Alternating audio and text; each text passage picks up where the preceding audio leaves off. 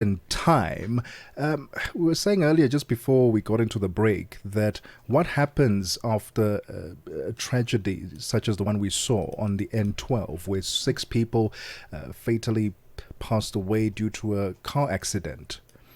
Who supports them? What support do they need? Who reaches out to them? Or does it just stay with, no, okay, memorial, we bury them, and that's the end of the story? But the families have to transition now. They have to adapt to a new life without their children, without their sons, their daughters. And we often wonder, where do they then get the support? Well, the Nyatee Foundation has reached out to the families saying, we will support you. What does that look like practically? And I want us to unpack it with the Nyatee Foundation. We've got Vusimuzi, who'll be joining us on the line.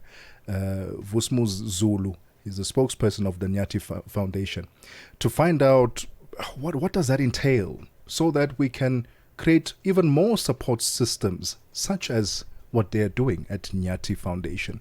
Vusimuzi, thank you so much for your time. Welcome to The Upside. How are you doing? Good afternoon, and thank you very much for hosting us here. My apologies on the technical glitches. Actually, we are in a meeting here with a variety of stakeholders, including quite a number of government departments and corporate companies, discussing the situation that we came across at the family. So we're also trying to put together a program in ensuring that the family becomes sustainable. One of the other things that we have just been discussing now is also to host a prayer, but to also go back to the family and look into their challenges that they currently have, so that we are able to assist them with whatever needs they might need.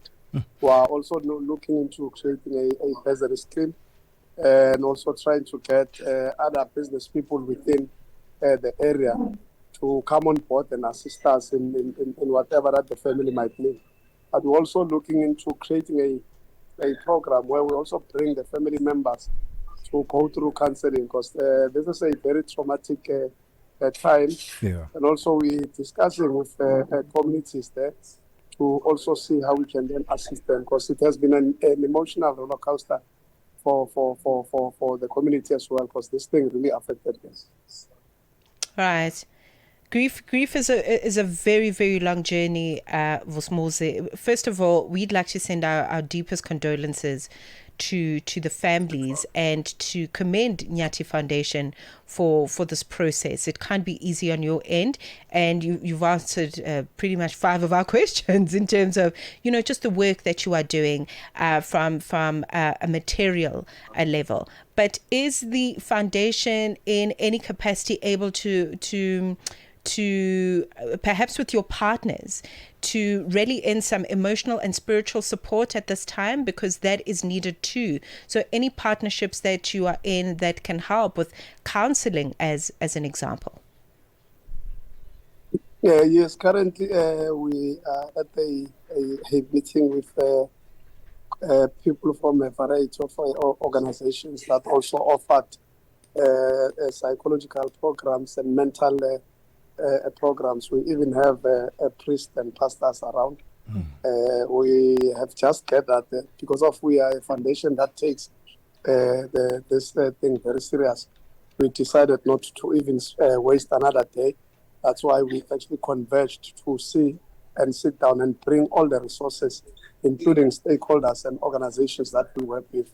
Yes, as the foundation, we are in the center into this, but we also have got very strong partnerships, especially with people that would be able to assist the families. And we will ensure that as the foundation, we'll make sure that all this process must go through being us with the family, because of it is also not just about the passing on or the loss of family members.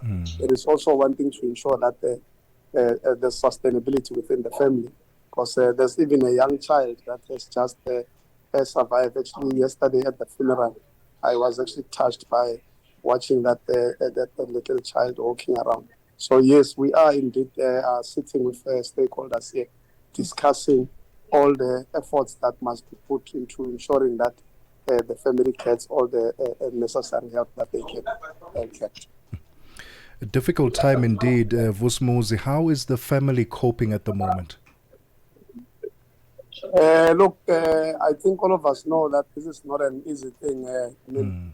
For us, you get frustrated by losing one family member. You can just imagine losing 6 family members, which includes a breadwinner. The family where they are, they're not in a good space. But I think what actually made them very comforted it was by the call that we heeded as the foundation, including other stakeholders that we work with.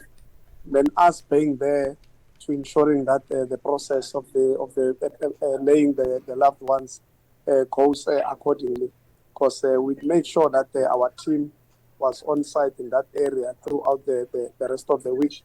Some members just got back this morning.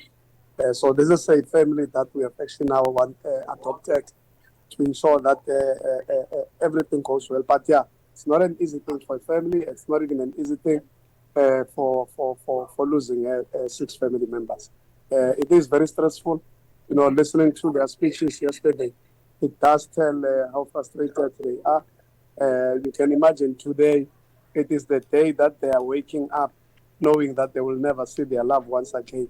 Immediately when someone passed on, you do cry, but the only time that touches you and frustrates you, it's on the day when you bury them. So that tomorrow when you wake up, you know that now you are preparing to start a life without a family member. So that's the very frustrating part.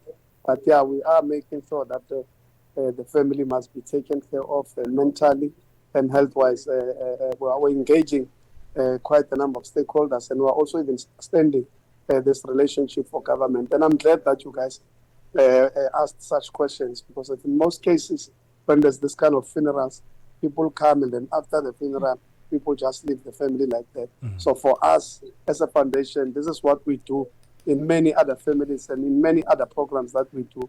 We create a consistency and sustainability within each program that we embark on. Very important. I guess in finality from my end, just your message in terms of what you would like to share. You know, Mtubatuba is a very sort of close-knit community. So your message for the people of Mtubatuba, your message for Africans at large about exercising compassion, responsibility and care, especially at times of crisis. Very, very important and critical question that you have asked, or maybe I think what we have done in the most years as African people, we have lost touch with what is part of our DNA, which is Ubuntu.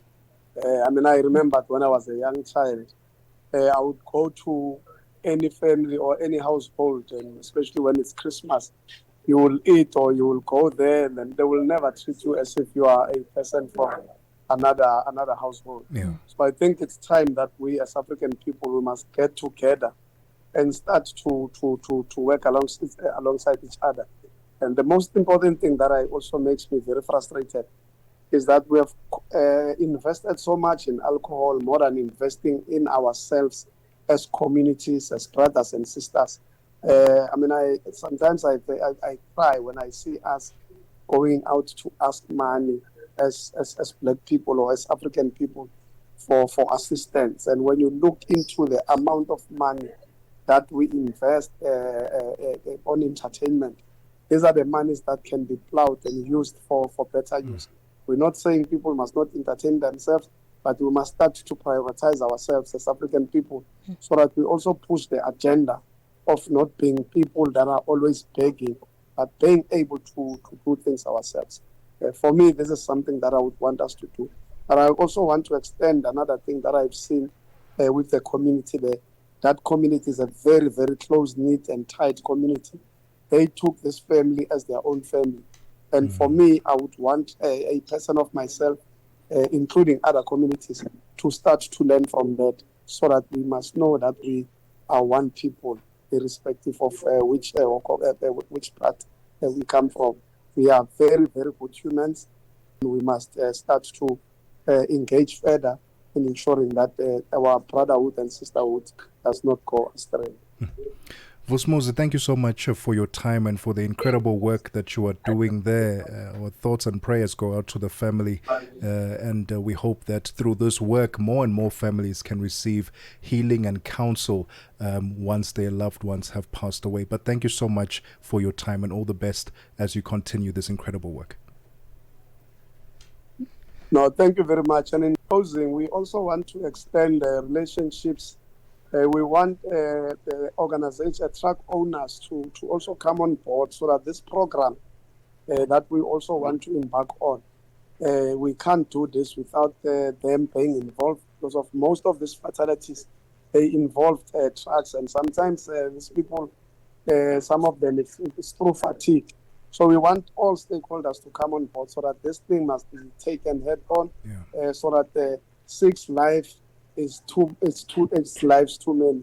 So we no longer want to lose any more lives. So we're extending this invitation for the trucking organization, including ordinary motorists, and our people must also start to thrive in consuming alcohol. It's important that we must also know that whatever fatalities are happening, you are also not compromising yourself. You are also endangering other people's lives. So this is an extension that we are also saying as African people, we need to focus into that. And also go back to days of prayer. You know, before when our parents used to pray, they will also pray to Mvelingani when there's no water. So we need to go back to those basics so that we also value and take our lives very seriously.